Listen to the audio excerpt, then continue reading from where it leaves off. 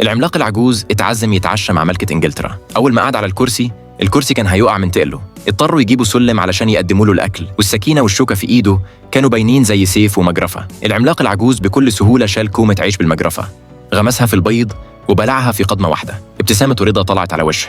بإشارة من الملكة جابوا له براد قهوة ضخم وصبوه مباشرة في سلطانيته، وطبقا للبروتوكول الملكي شرب السلطانية كلها مرة واحدة. بعد كده طلع زجاجة صودا خاصة من بلده وصبها في كوبايات ووزعها على كل الموجودين.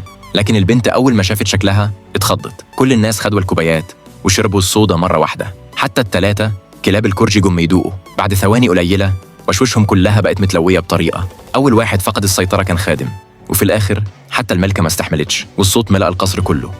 بعد ما الفوضى خلصت العملاق العجوز ورى مكان بلد العمالقة. الملكة فوراً بعتت القوات الجوية اللي وصلت بلد العمالقة بالليل ومعاهم العملاق العجوز كدليل. العملاق العجوز عمل لهم كوابيس علشان يخليهم يفهموا إن أكل الناس غلط. البنت ساعتها نطت في وسط العمالقة وهي شايلة الكابوس، لكن بالغلط صحت واحد منهم.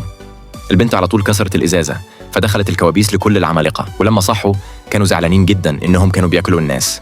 في اللحظة دي واحد من العمالقة مسك العملاق العجوز ورفع إيده علشان يضربه، لكن في اللحظة المناسبة ظهر هليكوبتر ربط إيد العملاق ونزلت قوات خاصة من السماء، مسكوا العمالقة واحد واحد في شباك وعلقوهم في الهواء. بعدها رموا العمالقة في جزيرة مهجورة واسقطوا لهم جوه شوية قرع عملاق وبذور علشان يزرعوا وياكلوا، على الأقل يبقى عندهم أكل.